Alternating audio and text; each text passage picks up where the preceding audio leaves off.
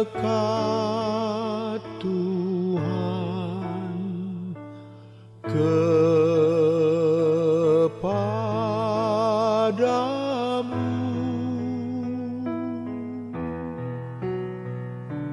walaupun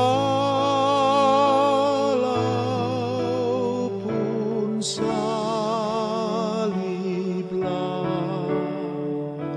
mengangkatku.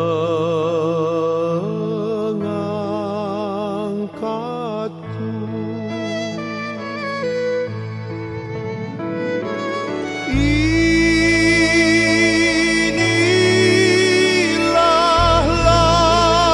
laguku, dekat kepadamu, makin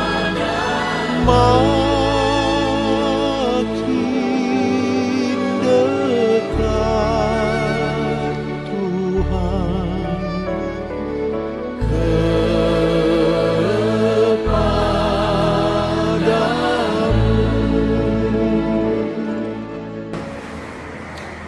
Kejadian 28 ayat 11 sampai 19.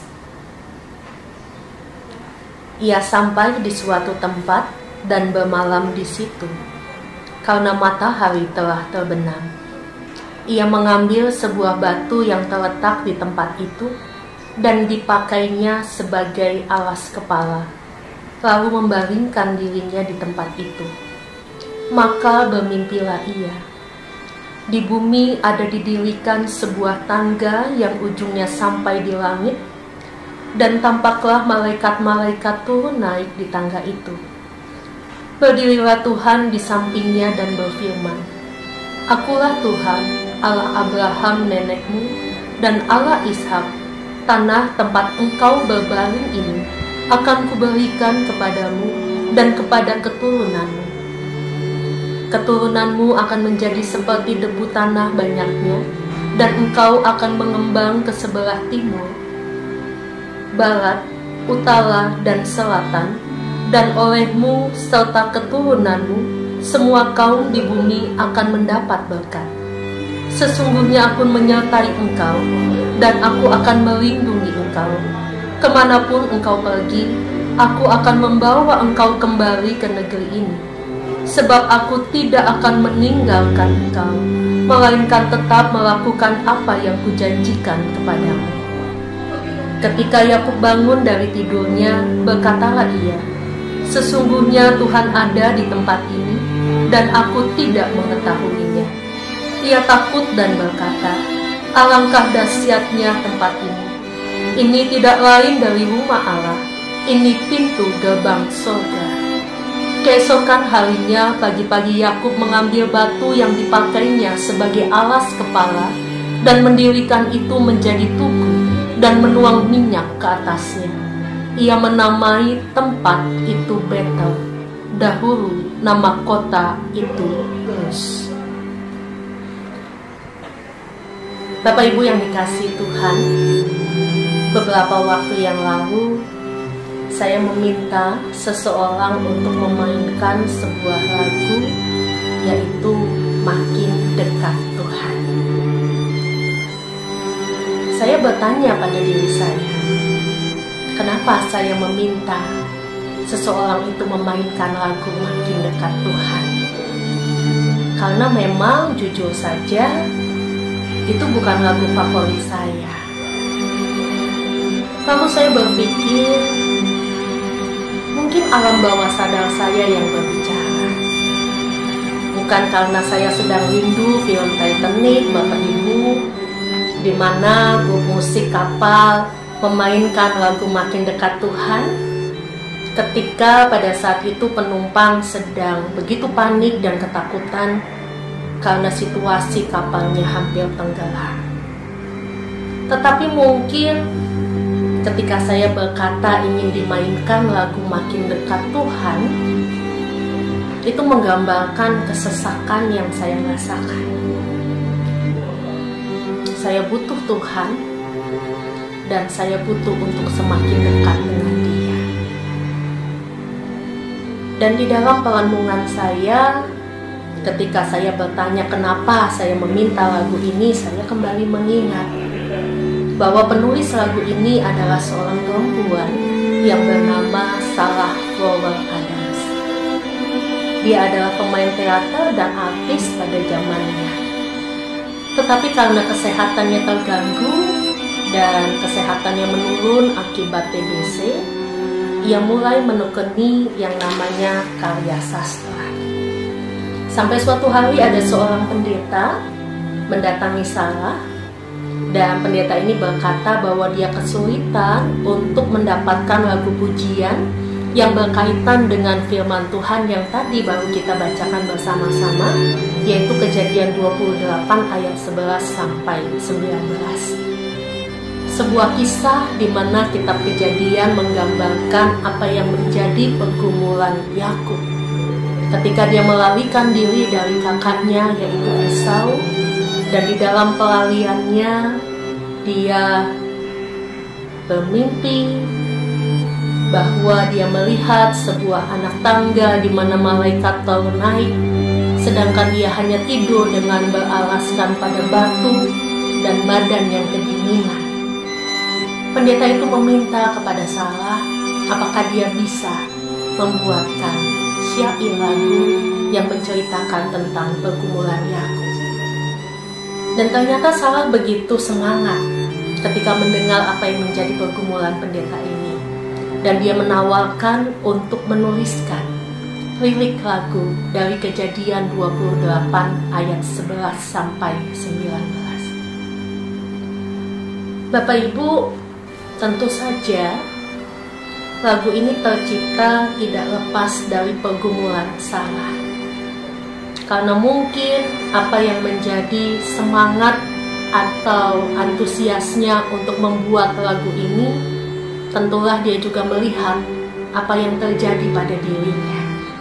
Ketika Tuhan mengizinkan dia menghidap penyakit TBC dan dia harus melepaskan karirnya, dia harus melepaskan apa yang menjadi tujuan bahkan cita-cita hidupnya. Ini berbicara soal perjuangan dan juga pergumulan. Ini berbicara soal iman diperhadapkan dengan kenyataan yang seringkali sangat berbeda dengan apa yang diinginkan. Demikian pula dengan Yakub. Dia sungguh berjuang di tengah kelelahannya, baik secara fisik maupun psikis. Ketika dia harus mendapat ancaman ingin dibunuh oleh kakaknya, tentulah ini bukan hal yang mudah. Dan di dalam pelariannya, fisik ini rasanya sudah tidak mampu untuk menahan segala beban. Psikis ini rasanya ingin berteriak ketika dia sendirian dan di dalam ketakutan. Maka disitulah kita bisa melihat Bapak Ibu bagaimana penulis kitab Kejadian menggambarkan secara apik apa yang dirasakan oleh Yakub. Di dalam ketakutannya, kesesakan dan juga kesendiriannya, dia sudah tidak punya apa-apa. Bahkan yang selama ini dia tidur dengan alas yang begitu enak, saat ini dia diperhadapkan dengan tidur dalam kedinginan. Bahkan bantalnya pun adalah batu. Seakan Yakub ingin berkata bahwa saya sudah tidak punya apa-apa lagi. Hanya inilah saya. Bahkan untuk menyandarkan kepalaku, saya hanya punya batu. Bahkan untuk menghangatkan badan pun sudah tidak ada. Mungkin kita bisa melihat seseorang yang sudah merasa bahwa hidupnya dia serahkan ke dalam tangan Tuhan. Dia tidak mencari tempat perlindungan. Dia tidak mencari sesuatu yang nyaman. Dia hanya meletakkan tubuhnya di dalam kelelahan dan juga kesesakan. Karena itu menarik ketika Sarah Flower di dalam Kidung Jemaat 401, di dalam bait yang kedua dia berkata, "Berbantal batu pun ku mau rebah, bagai musafir yang lulai lelah, asal di mimpiku dekat kepadamu. Makin dekat Tuhan kepadamu. Apa yang dituliskan oleh Sarah ini punya arti yang mendalam buat saya. Karena ketika dia melihat Yakub bahwa sampai berbantal batu pun aku jalan, yang penting di mimpiku aku dekat dengan Tuhan. Itu seakan menggambarkan sebuah kerinduan di dalam kesesakan yang begitu besar. Kalaupun mungkin saat ini aku hidup di dalam kesesakan, kalaupun mungkin saat ini hidupku penuh dengan penderitaan, aku susah, aku lelah, aku capek, aku harus hidup di dalam ketidakadaan, asal di mimpiku aku dekat dengan Tuhan. Itu sudah menjadi kelegaan yang luar biasa.